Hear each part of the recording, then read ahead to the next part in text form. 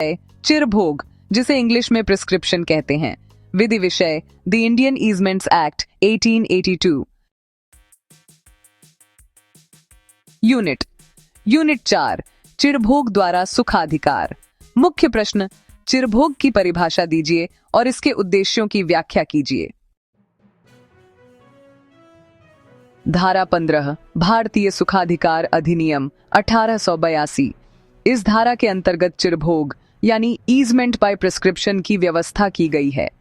यह बताता है कि कोई व्यक्ति यदि बिना किसी विघ्न और निरंतर रूप से किसी सुखाधिकार का उपयोग 20 वर्षों तक करता है और यह उपयोग किसी विधिसम्मत स्वत्वाधिकार के विरुद्ध नहीं है, तो वह उस सुखाधिकार को विधिसम्मत रूप से अर्जित कर सकता है।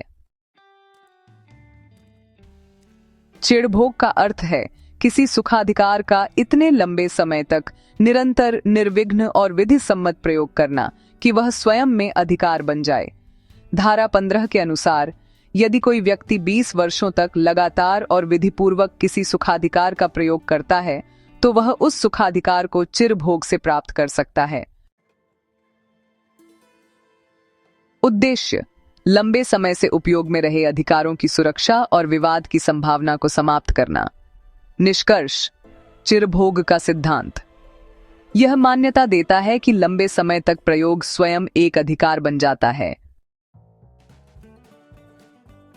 धारा 15 भारतीय सुखाधिकार अधिनियम 1882 के अनुसार जहां कोई सुखाधिकार 20 वर्षों तक निरंतर, निर्विघ्न और विधिपूर्वक प्रयोग किया गया हो तथा उसका प्रयोग किसी अन्य की संपत्ति पर हुआ हो, तब वह सुखाधिकार चिरभोग द्वारा प्राप्त माना जाएगा। इसे अंग्रेजी में कहते हैं where the access and use of light or air to any building have been peaceably enjoyed as an easement and as of right without interruption for 20 years, the easement shall be absolute. विद्वानों की परिभाषा के अनुसार doctor R.K. Sinha कहते हैं कि चिरभोग वह विधिक तंत्र है जिसके द्वारा दीर्घकालिक उपयोग अधिकार में परिणत हो जाता है।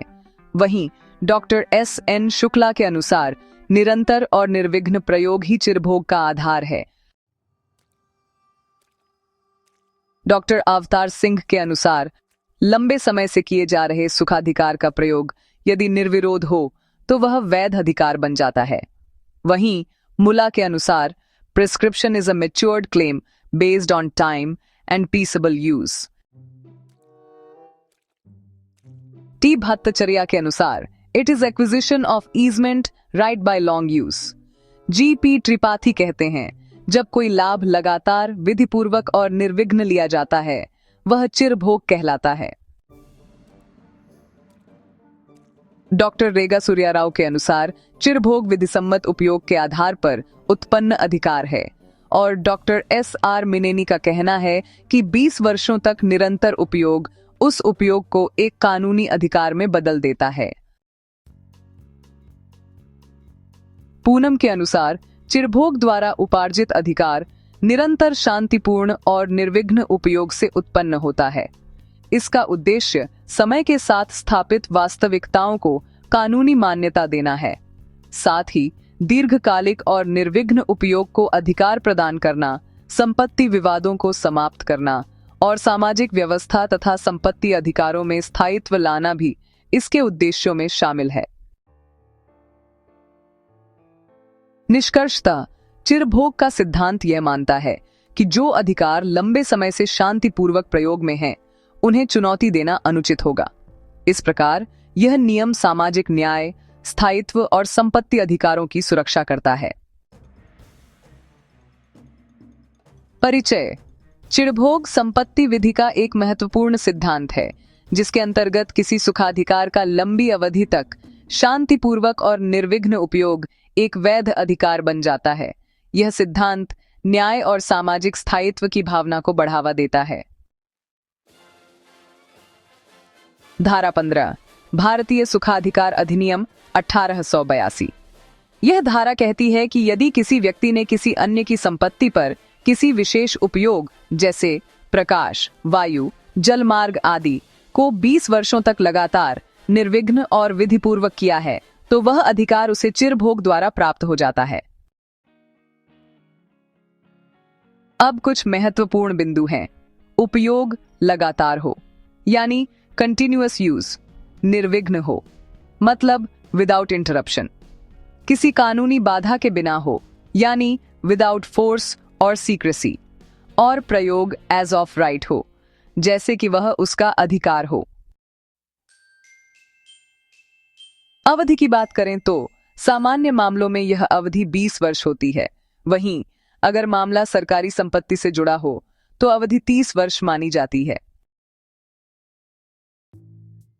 अब अपवाद की बात करें तो अगर किसी संपत्ति का प्रयोग गुप्त रूप से बलपूर्वक या अनुमति से किया गया हो तो उसे चिरभोग नहीं माना जाएगा।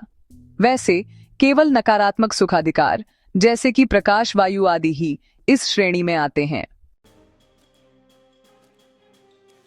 एक महत्वपूर्ण केस लॉ है मोहन लाल बनाम चंदूलाल।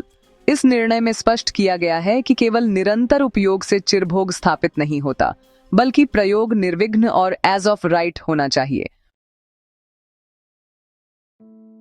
हरिमोहन बनाम सुरेंद्र नाथ के मामले में चिरभोग तभी बनता है जब प्रयोग लंबी अवधि तक बिना किसी रोक टोक के हो, मतलब लगातार और बिना आपत्ति के। कृष्णा बनाम लक्ष्मण AIR 1954 में यह स्पष्ट किया गया कि सरकारी भूमि पर चिरभोग के लिए 30 वर्षों तक का प्रयोग आवश्यक है। अब विभिन्न विद्वानों के विचार देखें, जैसा कि हमने मध्यम उत्तर में बताया है। उद्देश्य की व्याख्या करते हुए सबसे पहले बात आती है कानूनी स्थिरता की। यह सिद्धांत संपत्ति अधिकारों को स्पष्ट और सुरक्षित करता है। इसके अलावा न्यायिक संरक्षण भी महत्वपूर्ण है।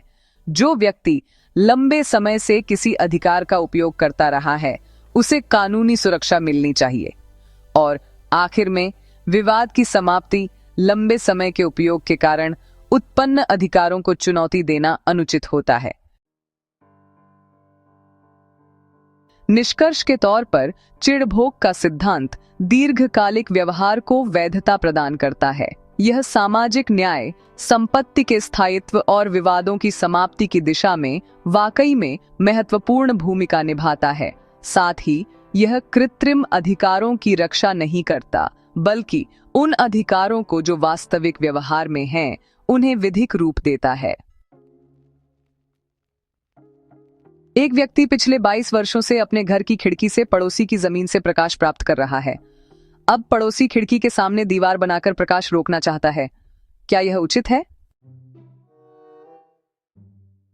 उत्तर धारा 15 इंडियन ईजमेंट्स एक्ट। मूल समस्या है दीर्घकालिक प्रकाश का उपयोग। नियम है चिरभोग द्वारा सुखाधिकार। और केस लॉ है मोहन लाल बनाम चंदूलाल। निष्कर्ष ये है कि व्यक्ति को चिरभोग का अधिकार प्राप्त हो गया है और दीवार बनाना अवैध है। राम पिछले 25 वर्षों से अपने खेत के लिए एक नाली का प्रयोग करता आ रहा है जो श्याम की भूमि से होकर जाती है। अब श्याम इसे रोकना चाहता है।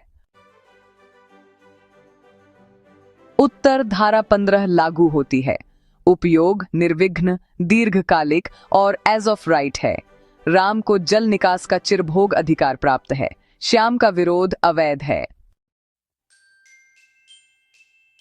मोहन ने अपने घर के पीछे पिछले 30 वर्षों से एक छोटा रास्ता बना रखा है जो सरकारी जमीन से होकर जाता है। क्या यह चिरभोग होगा? उत्तर सरकारी संपत्ति के विरुद्ध चिरभोग हेतु 30 वर्ष आवश्यक है। मोहन का उपयोग शांतिपूर्ण और निरंतर रहा है। चिरभोग सिद्ध हो गया है। सीमा पिछले 18 वर्षों से बिना किसी रोक के एक कुएं से पानी ले रही है। क्या उसे चिरभोग का अधिकार मिला है? उत्तर यह है कि 20 वर्ष पूर्ण नहीं हुए, इसलिए अभी चिरभोग नहीं बना है।